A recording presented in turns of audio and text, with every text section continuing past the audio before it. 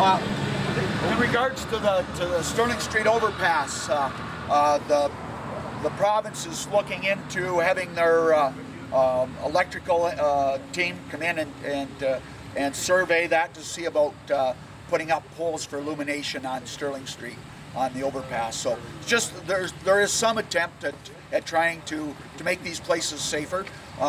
There's patrols there, so I mean you have to give the OPP some credit. They're at least trying.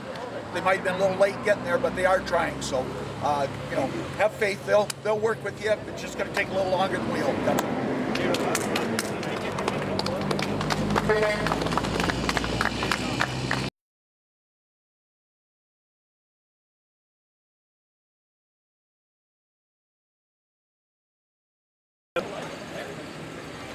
I guess you all know why we're here. We had quite a letter from Peter Cameraman in the local paper.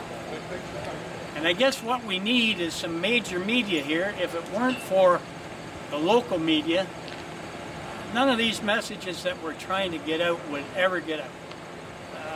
They're all to be commended. Even the media from Six Nations at least gets the story. It may not be completely factual, but the story gets out.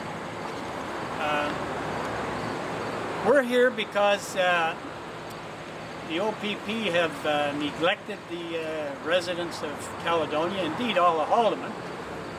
And I guess I could go as far as to say they've neglected the citizens of the province. We have all kinds of problems across the province, and it's a direct result of the inaction on Douglas Creek Estates some 2.5 months ago. Years ago. Or years ago, rather, yeah. Anyway, the latest crap to hit the fan is projectiles being thrown off the overpass bridges onto the Caledonia bypass. Now, the OPP have now decided that it's a dangerous situation and warrants 24/7 surveillance. Now, that surveillance came about sometime after CANACE decided that we were going to patrol that section of highway, and Jeff Parkinson and myself took a tour along the highway and patrolled the Caledonia bypass, and I think it was probably our first trip down the bypass. Jeff on his video camera picked up a person on the Sterling Street Bridge. Now by the time we got turned around and back down Argyle Street up the 6th line and across, I think it's the Oneida concession, to the 6th line, whoever it was long gone. And that is the problem. The OPP wouldn't go down the 6th line. We're not barred from the 6th line as ordinary citizens. So what we want from these people whose wages we pay is we want police protection. We want those poor souls on the perimeter of the Douglas Creek Estates to have police protection.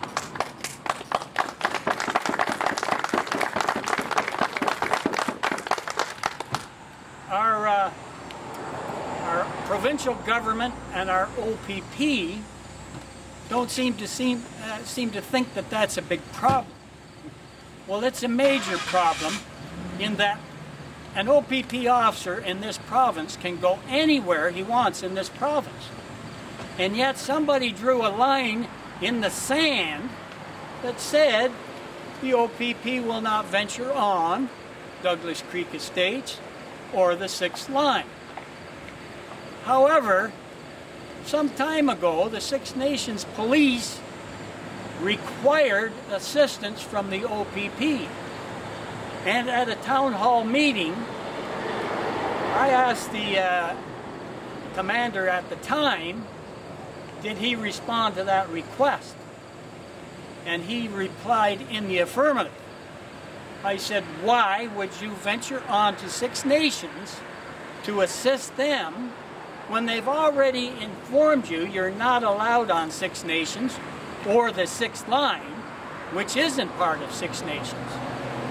And I think the response at the time was, well, we dropped the ball.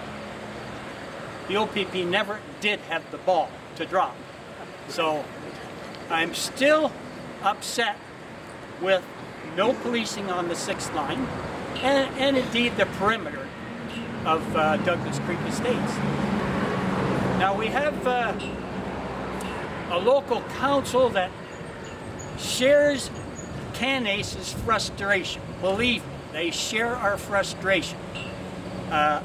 We have an official opposition in the Conservative Party who decide it's not worthwhile to listen to the founders of CANACE, and indeed all the members of CANACE, which is probably 200 and counting. They decide that we're not worth listening to. However, the OPP listen to us when we go out to do their job, such as Jeff Parkinson and I did some 3 weeks ago, I think Saturday. Now they say, well, it's a serious situation. It's always been a serious situation. Now, my question is, would the OPP take this as serious as what they're taking it now, had Jeff Parkinson and I not gone out there and patrolled that section of the bypass? Would it be serious? I'm kind of doubtful it would be serious because, after all, it's 2.5 years of not too serious. So we need people in authority and those with a lot of credibility, such as the chambers of commerce in the county, to step forward and say these people, namely CANACE, are doing everything they can and they deserve your support. And I certainly appreciate those people that came out today to support us. We are, of course, disappointed that our MPP isn't here to say a few words and encourage us to keep up the fight. We can't have two rules of law. We must have one rule of law for everybody in this country.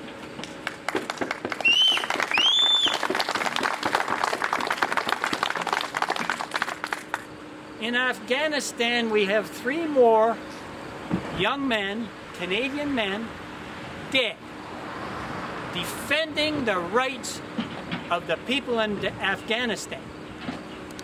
Here in Haldimand County in Ontario, we don't have anybody defending our rights as citizens to have police protection. We're over in foreign countries and people are dying to protect other people in these countries. Where does our protection come in? Why doesn't the OPP do the job that they were hired to do and took an oath to uphold the law? And nothing supersedes that oath to uphold the law, in spite of what they say about they have their orders. Orders that are not legal don't cut it. So do what you're supposed to do, uphold the law, and uphold that oath you took to uphold the law. I could run on like a soup sandwich for the whole day, venting on the situations that we have here. But until we get those people that can make a difference, and that is our politicians, the politicians that are sitting in government, have got to stop this baloney that somebody's rights are more important than ours, the people standing here. That's not fact. There is no color of right for a certain group of individuals. There is no color of right. We all have color of right, but there isn't any special color of right for any race of people in this country of ours.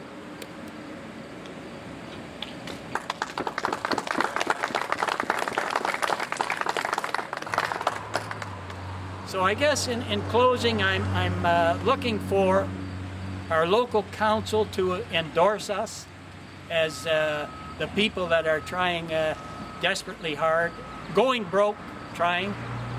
Our provincial opposition party to endorse us instead of sticking your head in the sand.